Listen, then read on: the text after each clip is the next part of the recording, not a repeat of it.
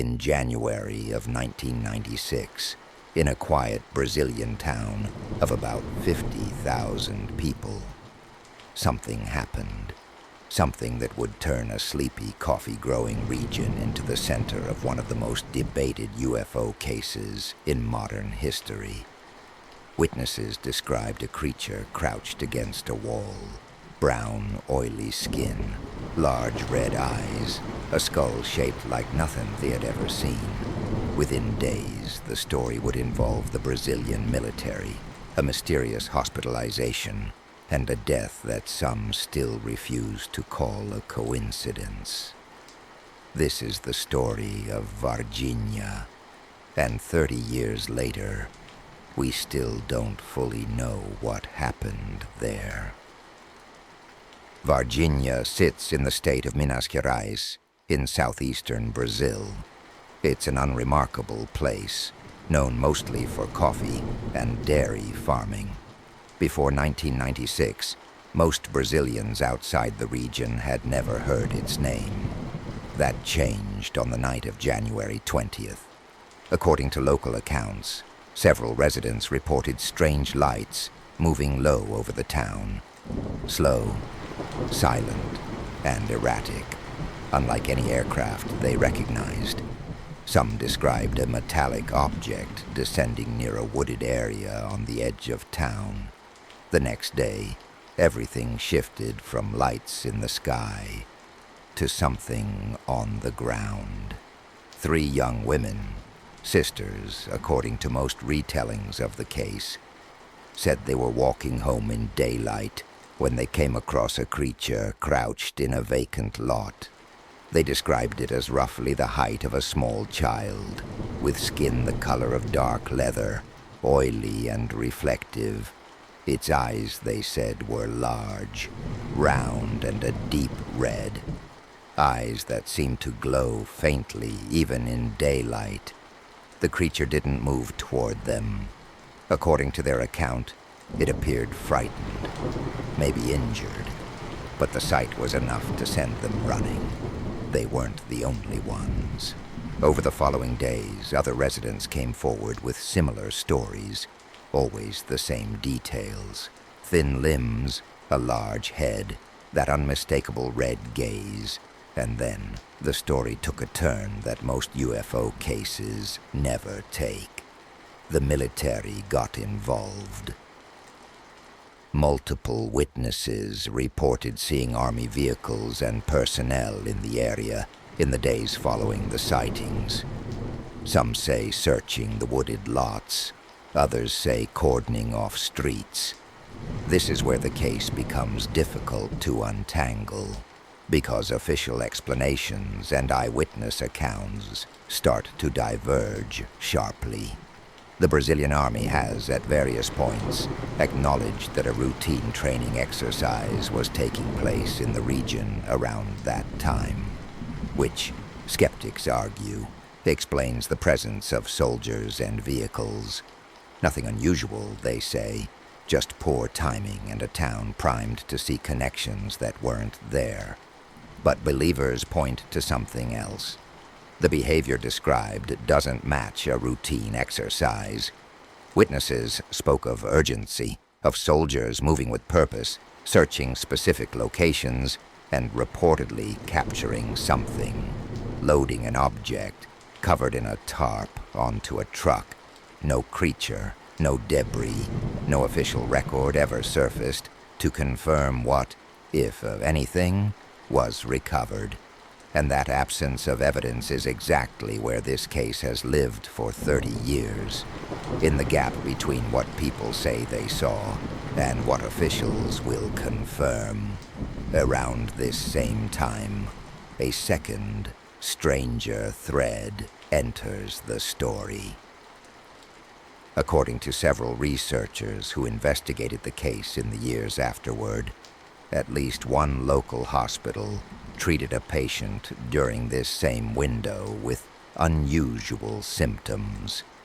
Reports mention a strange odor on the body, and treatment involving a substance some accounts describe as unfamiliar to staff. It's important to be direct here.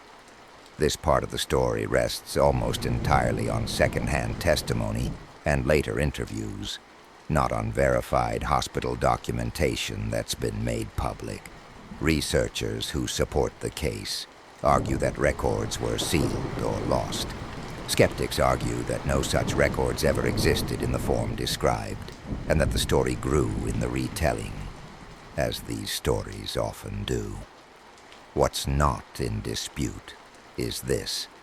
Within a short time of the sightings, at least one individual connected to the initial response. By some accounts, a military figure involved in the search died. The cause of death, according to official record, was linked to a pre-existing infection. To the skeptics, this is tragic but explainable. An unrelated illness, its timing coincidental. To the believers, it's one thread in a pattern that's too consistent to dismiss. Extraordinary sighting, military response, unusual medical event, and then silence. Neither side has ever produced a document that definitively settles it. No honest telling of this case can skip the leading scientific explanation, because it's a good one, and it deserves to be heard in full. Brazilian researchers investigating the case have pointed to a very real, very local animal, a maned wolf, or in some retellings, a variety of anteater. Animals native to the region, capable of taking on a strange, almost alien silhouette, especially if malnourished, mangy, or suffering from a skin condition, under stress and at a distance in poor light. An animal like this, thin-limbed, large-eyed, oddly proportioned, could plausibly be mistaken for something otherworldly by a frightened witness. Combine that with a documented psychiatric case from the same period, a local individual reportedly experiencing a mental health crisis who described encountering a devil in the area. And skeptics argue you have the seed of a legend, an unusual animal, a moment of psychological distress, a town already primed by regional UFO folklore, and a media cycle eager for a sensational story. It's a tidy explanation. Some investigators consider the case functionally closed because of it, but it doesn't answer every detail. Why would trained witnesses, including some who reported military involvement, describe something so specific, so consistently, across independent testimonies? Why did the story escalate to include a formal military presence if there was nothing more than a sick animal in a vacant lot? That's the tension that has kept Varginha alive in UFO research for 3 decades. A scientifically plausible explanation that doesn't cleanly account for every strand of the story. Varginha isn't Roswell. It doesn't have the scale, the wreckage, the decades of government hearings. What it has is something quieter and in some ways more compelling. Ordinary witnesses telling a consistent story in a country that doesn't have a deep cultural tradition of manufacturing UFO hoaxes for profit the way some other regions do. That's part of why Brazilian ufologists still treat this case with a level of seriousness rarely given to modern sightings.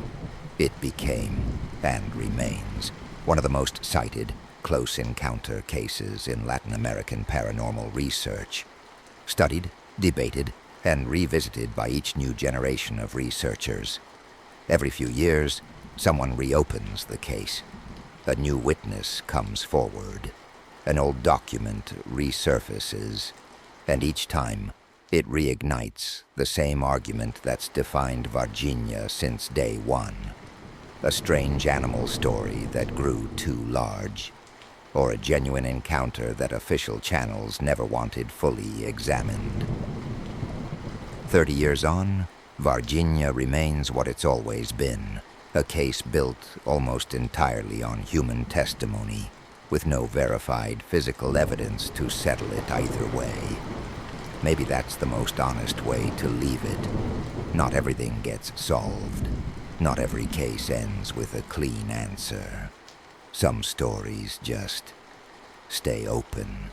If you were in that vacant lot in January of 1996, what do you think you would have seen?